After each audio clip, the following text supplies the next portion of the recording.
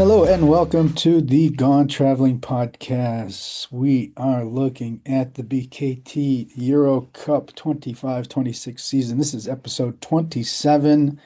We are looking at the semifinals, the review, and the finals preview. We being me, David Hein, Hein News, and Taking the Charge Substack, and Marco Munno with me, as always, communication specialist and collaborator with La Journal Tatipo. Marco, how you doing? Well, it's fine. It's fine. We're uh, nearly at the end of the cup, and we had our semifinals. So yeah, we're nearly done. Almost there, knowing which team is going to make it to the EuroLeague next year. Yeah, absolutely, absolutely. And that is going to be either Besiktas, Gen Istanbul, or Cosea, JL Bourg-en-Bresse. Both of those teams made it through to the finals, beating Besiktas took down Bahcesehir College Istanbul, a sweep, 2-0. And then Borg came back to win 2 games to one against Turk Telekom Ankara, losing game one at home and then winning game two on the road and taking game three at home. So we are actually going to talk about the semifinals and we're actually going to talk about the finals as well. So this is a podcast that you can listen to for a couple of weeks. Well, actually, yeah, a couple of weeks because the finals actually don't start until April 22nd. But we will not have a podcast before the finals. I'm actually heading out on holiday for a couple of weeks, and so we won't have any show. So figured we would do the preview now. We've had a couple days, but now to think about what the finals might look like. So that's the plan. Let's start with Besiktas taking down city rivals. Can we call them city rivals? I mean, has it reached that point yet? Not, Bahcesehir is really just kind of still a pretty young team. I mean, I know they've had some success in reaching higher levels so far, but to call them city rivals, but let's stay with that. 2-0. I know I picked a sweep, but I can't remember exactly. Did you pick a sweep or did you think or did you say they were going to go to 3 games? Well, I went for the sweep, You did as well. and Yeah. that's what happened. Basically, we had nearly the same game into the two games. So Bahcesehir that will try to uh, go in front and maybe to Well, establish their point. just really quick for those who haven't seen it. So game one, Besiktas won 91-72. And then game two at home, and game two at Bahcesehir. Um, Besiktas took the game 82-72 to get into the finals. So okay, there just continue on. Just wanted to let people know how it was. So it was a blowout in the first game, and then kind of a tight game that at the end kind of opened up at the end. Yes, the thing is that in both games we got Bahcesehir that goes up into the first quarter that is trying to establish their point, and then we had Besiktas that maybe knows themselves so well that they start to building up um, the pace, and then they went with their run, and with their run they establish like the front runners for the games, and also they kind of control the pace. Into the first game they were able to uh, make more distance between the service and Başakşehir. Instead, into the second one, they were close, but Besiktas seems like he's always a bit in control. Not only going up into the points, but also seeing the game seems like the more um, blue team, and at the end of the second one, we got also Bashazei that seems like a frustrated by the outcome, by the result. And even if you see the guys that were important into the game, we said before that um the team that would prevail would be the team that would be able to prevail on the side that they seems weaker than the other team. So Besiktas maybe they got the best backcourt, the best front court. Bahcesehir seems to have the best backcourt, and the thing is that the team that would be able to let their weakness prevail would win. And we had on the Besiktas side, we had the good two games between one from one of the worst kept secrets of the team, that is Devon Dodson, who had really a quarterfinals not to remember, a regular season in which he had some ups and downs. He averaged 10 points a game, more or less, and he had two games of 16 points. And he was really so important into the backcourt of Besiktas, more than the front court of Başakşehir. And at the end, Besiktas would have mm, ends up as the winner. Yeah, I was really happy to see Dotson really play well. He played actually really well last year for Juventud team that struggled in the EuroCup. Was actually probably the biggest disappointment in the entire competition, but really wasn't because of him. He played really well all season last year, and then coming over to a side like Besiktas, where Coach Limpiovic really gives his point guard a lot of responsibility, and it's kind of meaningful that he's kind of taken over that role, given that Limpiovic had been working with God, I can't remember his name, uh, Derek Needham, if I'm not mistaken. I'll have to check that, but that he had been basically, Needham had been with him at Bursaspor before, with Coach Olimpievich before he came over to Besiktas. And so to kind of take over a role that I'm just checking. Yep, Derek Needham. And for him to kind of take over that role is was pretty cool to see. And especially after the poor year last year. And yeah, I mean, Jonah Matthews, showed he can step up and take over games over stretches of time. And yeah, it's a team that has a lot of weapons. We didn't see a lot of Matt Thomas at all. Vito Brown didn't do much, but that just goes to show the depth that this roster has. And Brenton Lamar had a great series as well. And on the Matthews. other hand, you had Malachi Flynn, who definitely showed up. You also, of course, you're going to have Tyler Cavanaugh is always going to play well, and Trevian Williams. But I just think there was just too many weapons. They didn't get anything going. Besiktas really shut down Bahcesehir after that first half, and that just kind of propelled them to the strong second game. And so we both picked it, and it's not really a surprise. Any other comments for the Besiktas series? Well, not so much, aside to the fact that Besiktas seems really so complete, even going into the finals. So it would be a tough job for Borg to overcome them, but seems like a tough job even to turn around the series against Turk Telekom. Yeah. So So Borg made it back to the final. So Besiktas into the final for the first time. They are hoping to make it to the EuroLeague for the second season. They were in the EuroLeague back in 2012, 2013.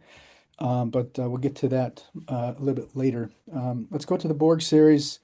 This is a team that had been 9-2 at home, or 8-2 at home, 8-2 at home. And then and just got demolished in the first game, 99-71, losing by 28 points at home. Even 98 points, 99 points, giving up 99 points was just really crazy. If you think about that this was a showdown of the top two defenses in the competition, and for Turk Telekom to drop 99 in that game, it was their first victory over Borg, Borg in the season, because Borg had swept the season series, and then Turk Telekom grabs game one, and then five players scoring in double figures. Game two, fantastic response by Borg, 76-73, a tight game. Big first quarter punch by Borg to kind of show the first quarter of the first game was 32-13 for Turk Telekom. So really just smashed them in the face and never let up. The lead was as many as 32 points. So for Borg to go to Turkey, and to really, give a good first quarter punch was definitely a good sign for them. And then they made big plays down the stretch. Malari, his three threes came after offensive rebounds, which is always good if you can get the offensive rebounds to then get second chance points out of that. McDowell White then hit the free throws at the end to secure the win. Turk Telecom 42% on twos, 25% on threes. Kyle Allman was great with 25 points, but for Turk Telecom, but nobody else had in double figures. And then you had Bochkath, Malari, and both with 15, Makoka with 14. And then game three back in France, and Borg took care of business 94-78. They had a big fourth quarter run, 21-6 to put it away. Gatch was fantastic, 21 points, Makoka 15. Darius McGee, I'm pretty sure that Borg fans and management is happy that McGee was able to kind of step up after a kind of a subpar game two, especially. Game one was okay, but game two especially, with 13.7 assists. And yeah, so now Borg into the finals. General thoughts. Well, I think Berg really was really showing their resilience, and you're 20, they were 10 20 seconds away basically from being eliminated, and they played the finals into 2024. Turk Telecom played the finals in 2023, and so both teams, seems like they had something to revenge to, even if, for instance, for Turk Telecom, the only guy that lasts from the final was the coach. But the whole organization or something, you feel like that. And in game two, uh, Turk Telecom was down by one, and they had the 3 point to um, put themselves in front to 20 seconds at the end, but just misses. And I think Berg, from that point, had the edge about, really mentally, because you're Telecom, you're not the favorite into the series, and you won really, you really were was huge in game one, and you were close in game two, but you're in your house, and I mean, you got really the chance to win it. And when they had that miss, and after they miss another crucial free throw, but that would tie the game anyway, not put them in front.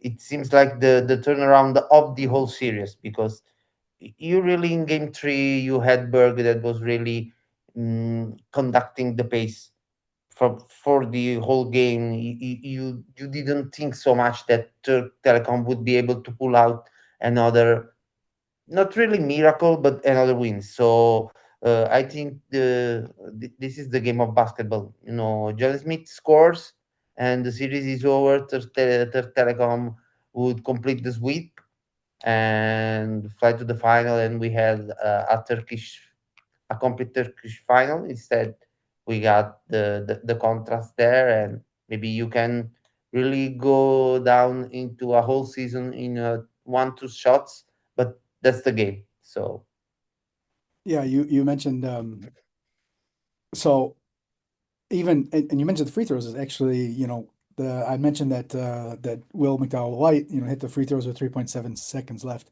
But he actually first he missed two, which was before Jalen Smith missed the three. And then after that, McDowell White still only split two free throws to make it a 2-point game. And then Allman, you mentioned also, then he only was able to split two free throws. And then McDowell White, got the was able to go back to the line, finish off the game to at least make it a 3-point game with both free throws with 3.7 seconds left. And and then he kind of used that to have another big game in the final in game three, 12 points, 6 rebounds, 5 assists, 16 PIR to actually lead all players. Um, so yeah, you imagine how deflated the team was after McDowell White missed those free throws, and then if Smith, who in my eyes is one of the best players in the competition, he was my MVP last year, and he's been fantastic this year as well. Not MVP level. If he hits that three, it's an entirely different situation as you mentioned. So, Devin Dotson, thoughts about Devin Dotson. He wins the MVP. Had 221 PIRs in the sweep, 16-point average, 5.0 assists, 4.5 rebounds.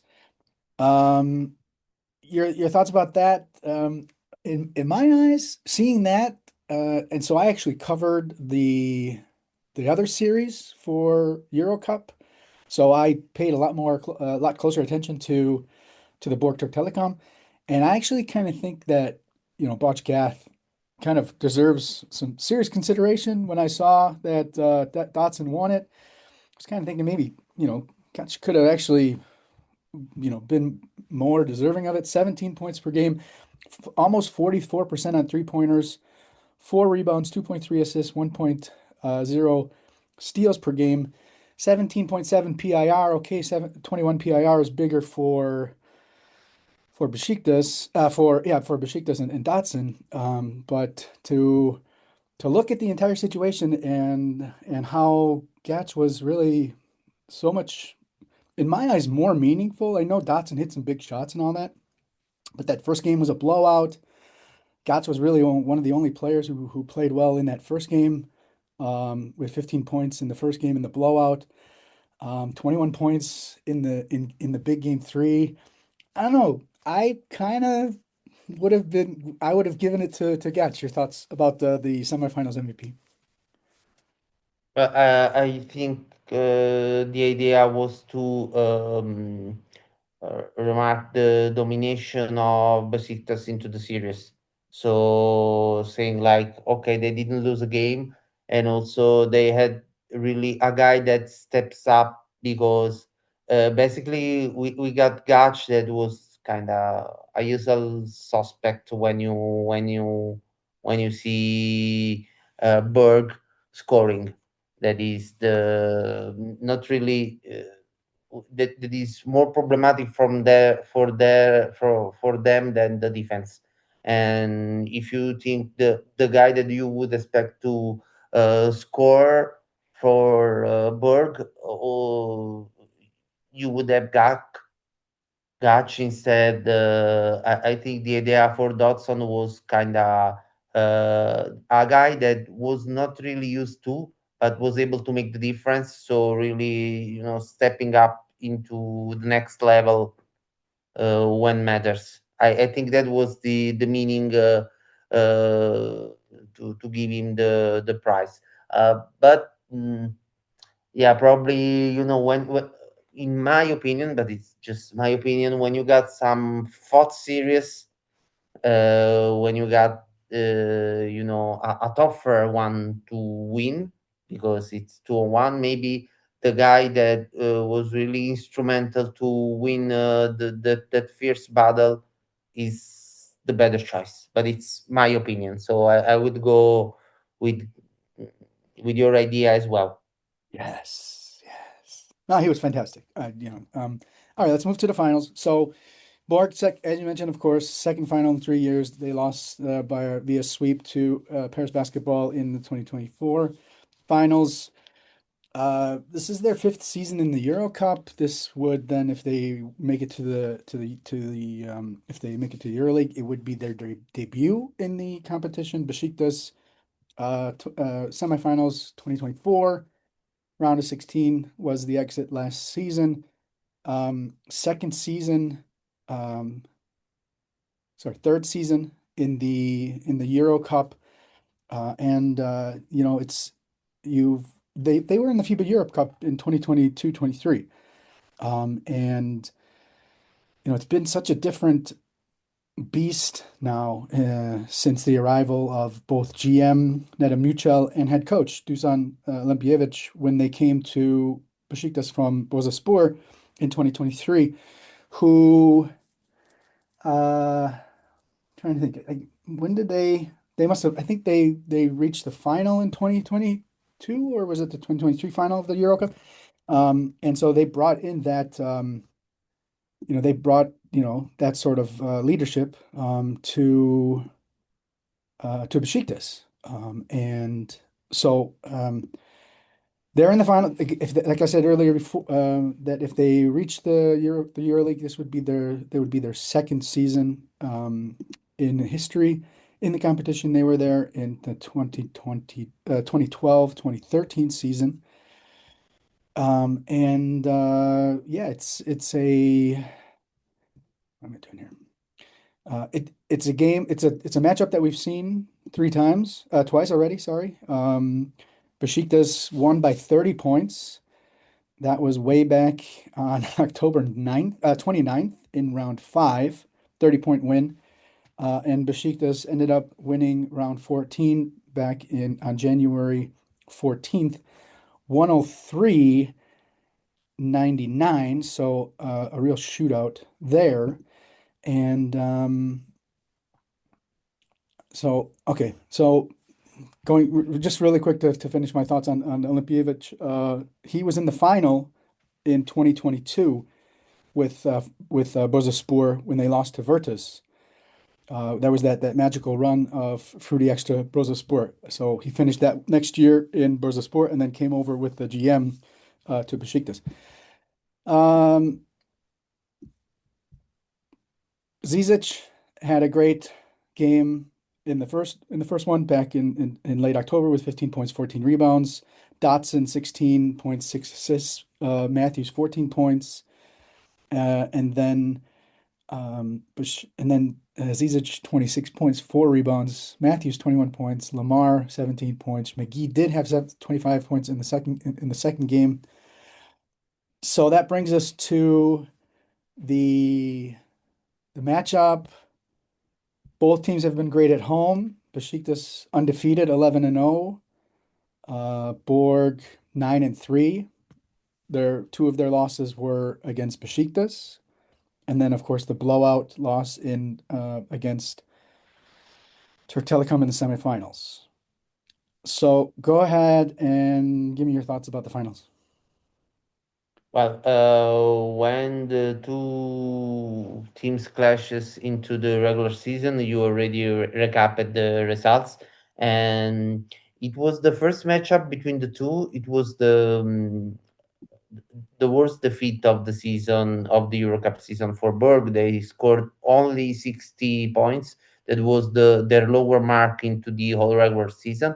And into the first half, they won 8 game out of 9, and they seems really on fire. They said uh, they anyway were established them, and then they went straight to the final. So they did a great job, but Besiktas was really going through them to maybe to prove a point. And the point that along the season, so Besiktas rising up and leave the expectation of being maybe the favorite of the EuroCup. And I think we saw into the 2 games Besiktas being well into the paint with Zizic and outside with Matthews. We had both guys performing well into the 2 games. One was a blowout basically. The other one was really tight, and so Besiktas, between two of their leaders, show that they can have depth. And I think in one single game, you can expect, like, a nervous game, someone dealing with the pressure, and showing that you got more depth is really helping. Also because you really you really fatigue, because it will be May and you're running from September. So uh, something like that, the depth is really crucial. And I think Berg have to be resilient, as they showed up into the along the whole semifinal series, because Besiktas seems like the favorite one for the game. Yeah, I would agree that Besiktas is the favorite. So I'm someone who likes to look at the stats and try to figure out a situation, where you can think the game might turn. Besiktas obviously number 3 in offense at 92.5 points. Berg second in defense with only 77.8 points per game, but they gave up 90 and 103 points to Besiktas already this year. So, Besiktas knows they can drop 90 plus on this team, and Borg is going to have to, buckle down. They don't even average 83 points per game. So where's, in my eyes, this is going to have to be Borg's defense slowing down Besiktas's offense to the point where that Borg can score enough points. 83, that's almost 10 points fewer than Besiktas average. Besiktas second in the league. No, sorry, first in the league in 2 points shooting percentage, 58%, and second in 3 points, better than 39%. Borg's defense, first on 3 pointers. They only allow 31% on 3 pointers, and fifth in 2 points. So 53% on 52% on 2 pointers. The Borg, they allow, they're not the greatest team defense as far as allowing offensive rebounds. They allow 11.6, which was only 12th in the league. Besiktas, they shoot so well, so they don't necessarily get a lot of offensive rebounds, but the dominance that they have inside. Defensively, there's Besiktas do a good job of limiting the number of shots, because they really defend inside well. The teams don't even shoot 50% against them, second best. But they do kind of struggle with 3 pointers. Teams are shooting 36 plus percent. That's 17th. So offensively, Borg mentioned the points. 3 point, they're seventh best at 35%. So where we already mentioned, like, the Borg's ability to slow down Besiktas' offense, gonna have to really work hard on the offensive on the defensive glass to stop the offensive rebounds of Besiktas, and they're probably gonna have to take advantage of their 3 pointers because that is kind of one of the weaknesses that the Besiktas defense does have. So go ahead and if you want to respond to any of that, but maybe just who you see as the difference makers or matchups. I have a couple of them that you think could decide this one. Well, I think that Zizic into the interior one have to be the point of gravity for the defense because He's maybe number one on my list. yeah, basically, if you want to open up to the other shooters, and you want to avoid the Berg physicality on your backcourt, you have to start from giving pressure on the interior. And I think Zizic have to be really into the game, even if he didn't score so much as he did into the first two games between the two teams into the regular season. He have to attract the defense, so stay active and let the defense come to him and to open up spaces into the backcourt in which Besiktas seem to have a lot of weapons. We talked about Dodson. We talked about Matthews. They have a guy like Matt Thomas, for instance, that can really punish Britton on Lamar. Don't the forget Britton Lamar. Yeah, yeah. yeah, Lamar. So I think you have to open up space to them and to avoid the physicality and let them shoot without much pressure from the defense. You have to attack the defense mm, into the paint, into the interior, and you have to really be active and not just giving away the ball before attacking every time and let the defense collapse on you. Yeah. So what can Kevin Kokila and Tawanagi do against Zizic was number one. The Uh, that was my avo- number one question. Darius, avoid that the ball goes in. yeah, So put a avoid. lot Yeah, yeah, of yeah. But pressure that's what I'm saying. and That's like the main thing that we have to watch out for. The Darius McGee Devin Dotson matchup. Yes, sir. Thank you. Give me more of that. That's going to be so much fun. And Bahcesehir right now is playing EuroLeague level, and who's going to be able to stop him offensively? They don't have a Getch or Makoka necessarily in that regard to slow him down.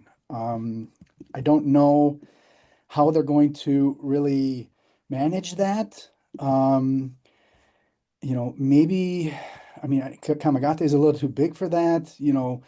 What is Anthony Brown going to be able to do? I think Getch is a major mismatch for them, and that might be the other difference maker on the other side, where Zizic on the one side, and then on the other hand, also, how much is Makoka going to be able to slow down those wings? Maybe also, especially Matthews has been playing fantastic. Um, and we haven't even mentioned the name Connor Morgan, which is a crime actually, because he's had a fantastic season the entire year, but has kind of gone under the radar. So feel free to respond to any of that, but then give me your pick.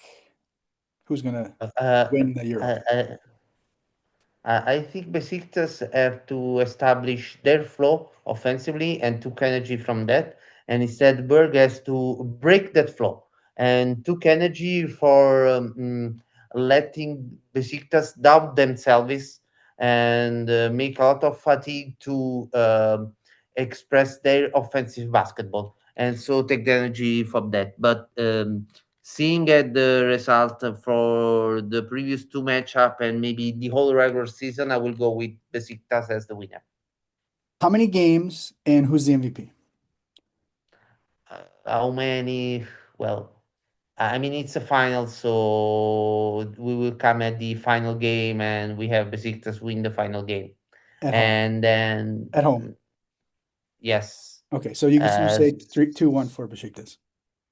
yes, and uh, about the MVP, I don't know. Maybe Matthews doesn't have the recognition that maybe deserves after the season. So yeah, I think like it's fair to also underline him. So yeah, I'm going with him. Okay. One guy I forgot to mention who had actually a horrible first game against Turk Telekom and then two really good games against in the two wins was Asanim Mulari. Don't forget the kid is only 23, only turned 23 in January. So he's really stepped up and he could be a difference maker as a scorer and defender. I got all three games being won at home, so I have Besiktas going to the EuroLeague next year, and I got the big guy Ante Zizic taking home MVP. I think that he's going to be an unstoppable force that Borg just have no answers for. And Ante Zizic is the MVP going into the EuroLeague for Besiktas. All right, so as I mentioned before, I'm out of town for the next couple of weeks. So we won't have, this was your preview, so save it and listen to it again in the next 2 weeks, again, multiple times if you want. We will have a podcast. So the finals are April 22nd in Istanbul.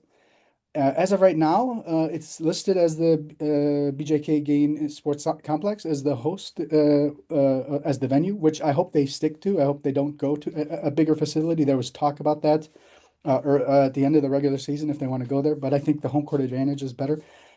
April 22nd in Istanbul, April 28th in France, and then May 1st back in Istanbul. So we will have a podcast after the finals, maybe even after game two, we'll have to see. We are running out of time. Marco, let everybody know where they can find you on social media. Well, you can find me basically on any social media, but mostly on X as Marco E Munno, Munno. And I am on Twitter at Heinnews, Heinnews, Heinnews. Thank you, everybody. Enjoy the build up to the finals. Enjoy the finals. We will talk to you earliest after game two, latest after game three. Enjoy.